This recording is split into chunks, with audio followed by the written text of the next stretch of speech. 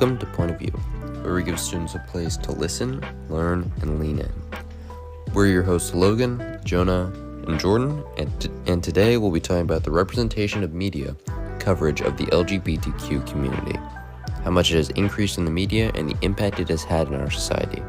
The more coverage that is given to the community brings more awareness. It helps validate the experiences, helping many people to feel comfortable being themselves. Being able to see themselves and the people in the media they consume has a power that is hard to understate. And so, today we're each going to spend time talking about representation in certain industries, beginning with television. LGBTQ representation in the last decades has made its way towards media coverage, specifically the television world, more and more. In just the past year, LGBTQ representation has hit its record high. This information was presented by GLAAD, which stands for Gay and Lesbian Alliance Against Defamation. It is a non-profit organization that focuses on the media coverage on the community and media entertainment industries. They have been working diligently since 1985, and before they were founded, media coverage on the LGBTQ community was just starting to get into the mix. The first credited openly gay character was in 1971 in an episode part of the show called All in the Family, played by Philip Carey. Even though there was still representation, it was very limited and only showed the surface of the community. There are many shows in today's world that have good quality representation of the LGBTQ community. One big one was the Netflix show Heartstopper. Heartstopper is a Netflix series that covers the lives of a group of British teenagers. The majority of the cast plays characters that are part of the LGBTQ community and are a part of it in real life as well. The primary main characters, Nick and Charlie, are what the show is about. Charlie is gay and was outed by a group of boys in his all-boys school. He was bullied, teased, and used all because of who he was. Heartstopper shows a very real outcome can happen and has happened to many young people in our society, being looked at differently and even treated differently all because of who they are. Now, Nick is bisexual and doesn't know until he meets Charlie and starts to gain feelings for him. Nick was confused and scared about his sexuality. He didn't know how people would treat him and see him once he came to terms and showed it publicly. Once again, Heartstopper touches on real issues that people of all ages have to deal with because of our society's views. There are other characters in Heartstopper that face some issues as well, such as Tara and Darcy, a lesbian couple. They have to deal with girls questioning and judging them once they officially came out as a couple. Elle, who is transgender, faced tons of bullying and torment at her old school, which was an only boys' school. However, she then switched to Higgs School, and she instantly felt less judged.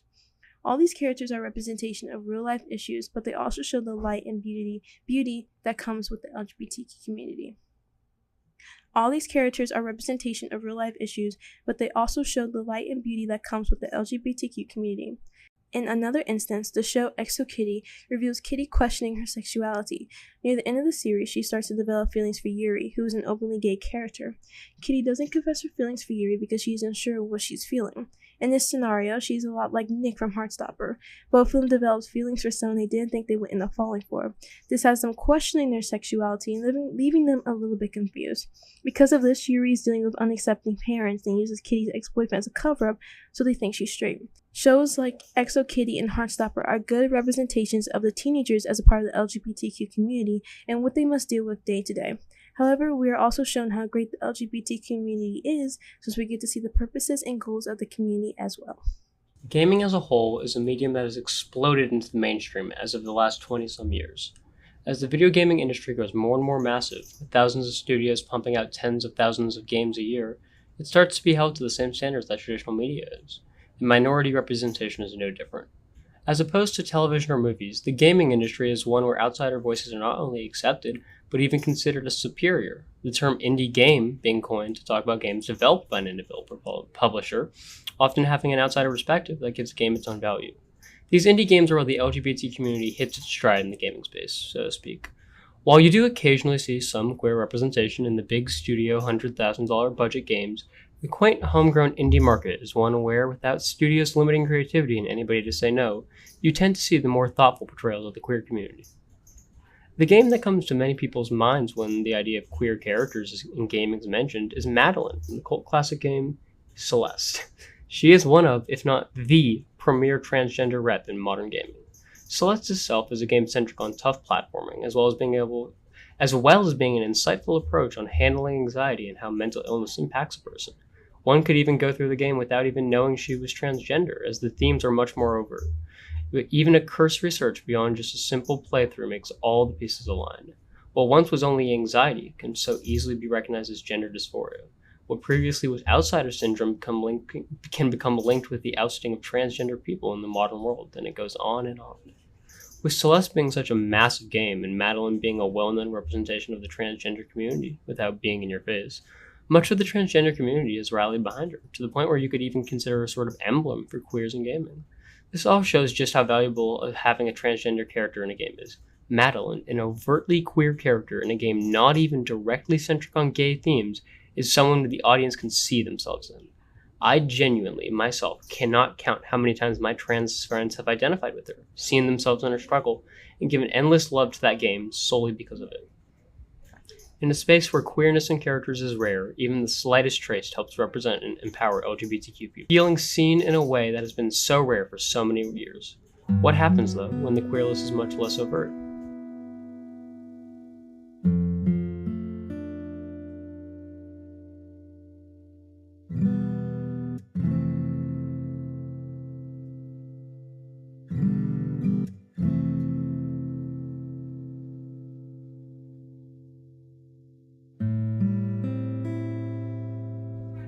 Iconfell is, for all intents and purposes, the queer game. While it holds less of a cult status than Celeste, it is a game where quite literally almost every single character is some flavor of queer. Everybody is represented in it, be it gay, lesbian, bisexual, non-binary, transgender, agender, aromantic, and asexual. If you identify with it, a character in Iconfell is with you. This level of unabashedly gay creation is equally as valuable to the community as the not-so-overt, even if less common. It is representative of us, so clearly proud in its difference that it itself sets it up as being the odd one out within the market, something we need more of. The idea that being queer is something that should be done more subtly than flamboyant is not an uncommon opinion, and one that I myself hold more than I don't, actually. But the value in a game just spitting that notion on the street, getting rid of subtlety, draping the gay flag over its shoulders, and running through its streets, it serves as a sign to everyone else that you can be so insanely gay and still be fine. It's a beacon to let other developers, players, and onlookers know that being gay is not just okay, but something to be insanely proud of. Beyond indie gaming, though, the homegrown love projects, the grander video game market is where queer representation gets more and more sparse. One outlier in the sea of straightness is The Last of Us 2.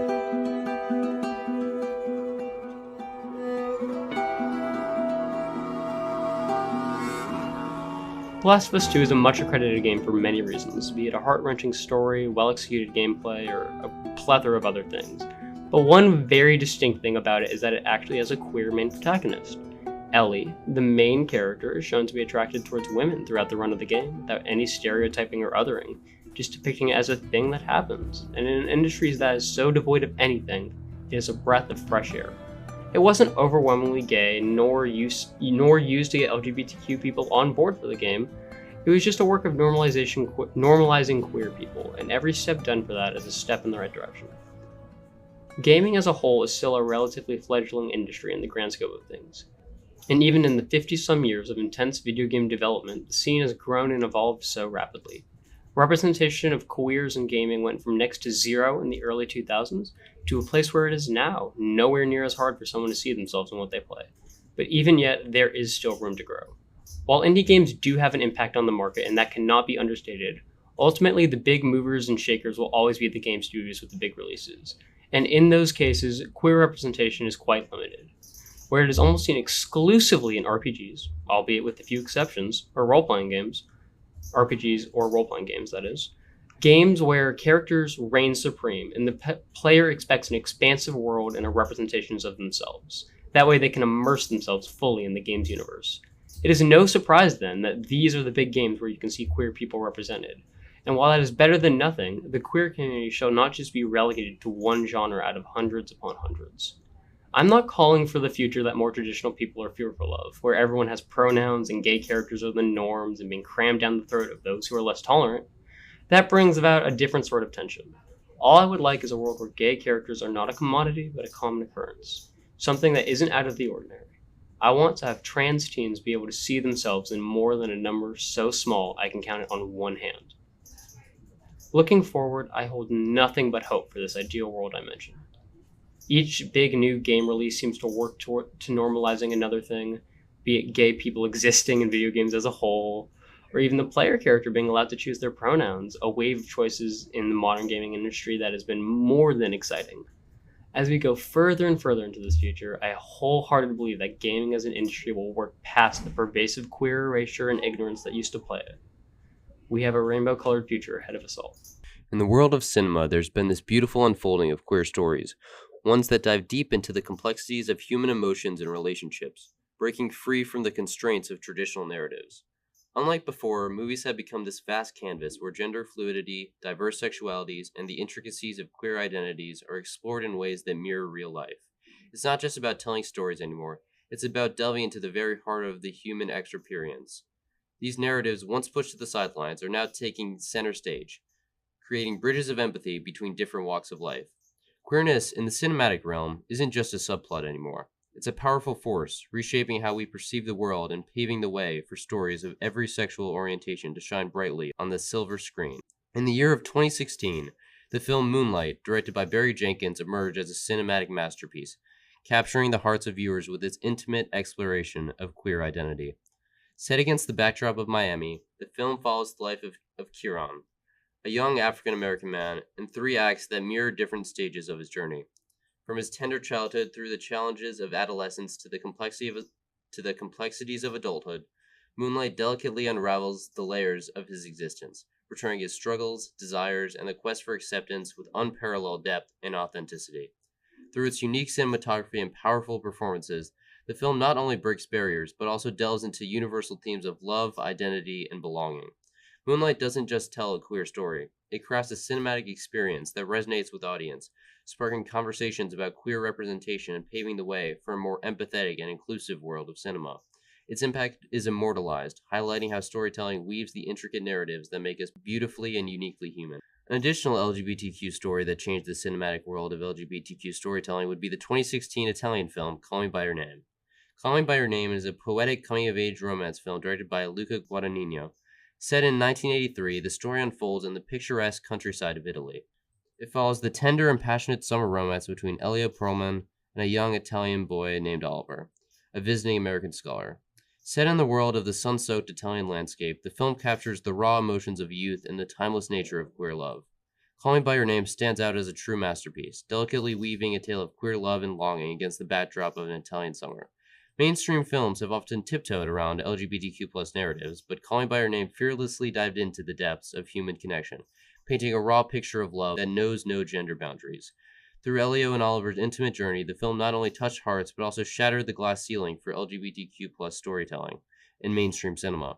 Call Me By Your Name was one of the first mainstream movies with 2 characters at its core, and it became one of the highest-grossing LGBTQ movies ever made. A less popular, but just as phenomenal of a queer story, would be the 2019 French film Portrait of a Lady on Fire.